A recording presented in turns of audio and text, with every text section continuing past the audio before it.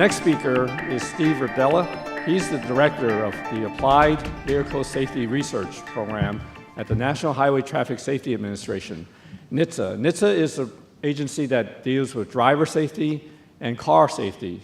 Mr. McQuaid talked about truck and bus safety. So Steve?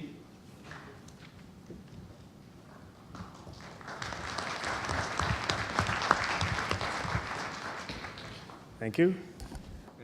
Thank you for your patience. I'll be brief in my comments, but I appreciate being here today. I'm a biomechanical engineer and works for the National Highway Traffic Safety Administration.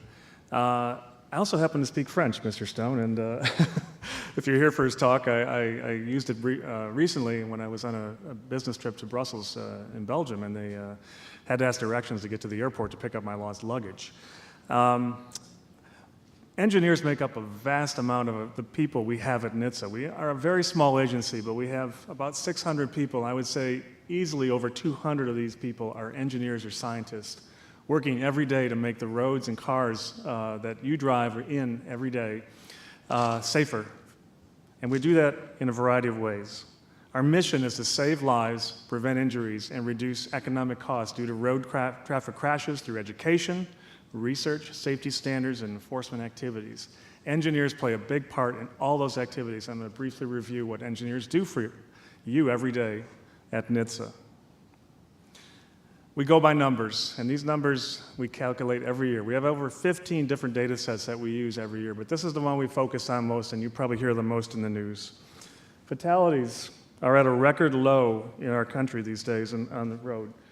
In 1950, we had 33,000 people who died in car crashes in this country.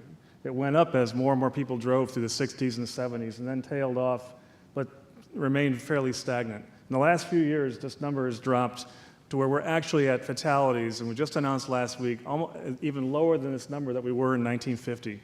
The work that we're doing at the agency is making a difference. Traffic fatalities are down. The rate of fatalities that we calculate in fatalities per 100 million miles vehicles traveled every year is down to about 1. So your odds of getting into a fatality in a car crash are extremely low, and we hope to get this even lower every year. Our priorities are driven by data. Data is the source that we use to plan, do research, do our rulemaking, and enforcement. Engineers play a big part, and scientists play a big part in all these areas of our agency. It helps us develop new plans. We've just announced a 3-year plan for research and development and rulemaking activities at our agency, and even longer-term plans that go beyond 5 years in the future. Technology and engineering at NHTSA involves data, where we have people analyzing data for safety issues, benefits of proposed rules. The research and development activity that I'm involved in, we develop tools and test procedures. We do research across the country and interact with our friends around the world, our counterparts around the world, to develop new tools and procedures to make cars safer. Our rulemaking group takes this information from data and research and creates federal motor vehicle safety standards. And they also promote international harmonization of these rules so that manufacturers can make cars around the world that comply with safety standards. Our enforcement activity and defects investigation group ensures that these standards are met. Engineers are out there every day making sure that cars meet our standards, and they respond to potential problems that may arise, and I'm sure you've heard about several in the news that happen every year. Our research activities, and I don't expect you to even read this graph, but they're vast. We look at the entire spectrum of a car crash, from during normal driving events, just before the crash, during the crash, and after the crash. We're doing research on passenger cars. We're working with our friends at other agencies on heavy vehicles and trucks, motorcycles, pedestrians, even starting to look at new battery technologies that are on the road or going to be coming on the road so that we can wean ourselves off of the fuel dependency in the future and use these new battery technologies to drive our vehicles. But it requires research into understanding how they charge, how they shut down, and what happens during a crash event. So these activities we do in research are used by our rulemaking group to drive safety standards. And let me just touch on a couple of technologies and challenges that we're going through right now in the research group. Driver distraction. Our Secretary of Transportation, Mr. LaHood, has driven crazy by distraction and would like to eliminate this from our roads. It contributes to nearly 6,000 fatalities per year. We have new and more vehicle electronic technology coming for both entertainment and infotainment, and active safety systems that drivers will be bombarded with messages and information about road hazards that may be coming at them, and they have to respond to them. So we're looking at research and technology that can be used to help drivers stay focused in the future. We're actually looking to you folks to tell us what we should be doing too. We do have a plan. It's called a distraction plan that has 4 initiatives to look at understanding the problem, data, reducing the workloads from the interfaces that drivers will face in the future, how to keep those drivers safe, and recognizing the risks and consequences of those technologies that are going to be put on vehicles.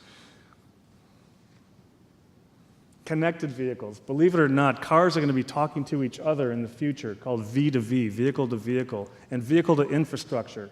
All these vehicles will be connected together, helping us in mobility applications, traffic management, and environment, so that in the future, as cars talk to each other and talk to the environment, they're going to be understanding where they are in relation to each other and can actually help prevent crashes, so they never actually occur in the first place. We won't have actually drive down the death and injury rate that we see on the roads.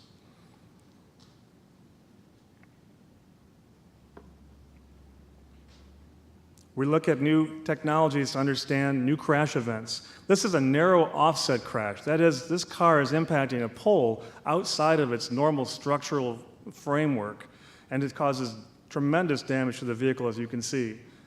It's a challenge to the vehicle structure, it's a challenge to the airbag and restraint systems, and it's a challenge to the human driving the car and the passengers in the car.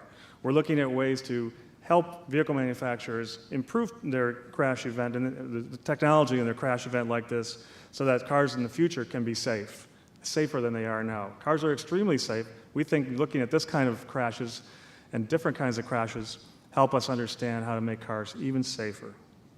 We're looking at, as cars get lighter because of our, as I said, trying to get out of our dependency on fuel, we're going to be using simulation technology. And I know that was just brought up by Mr. Quaid, that we're using simulation to drive lighter weight vehicles, to understand how those countermeasures of making vehicles lighter can keep them safe and also increase their fuel efficiency.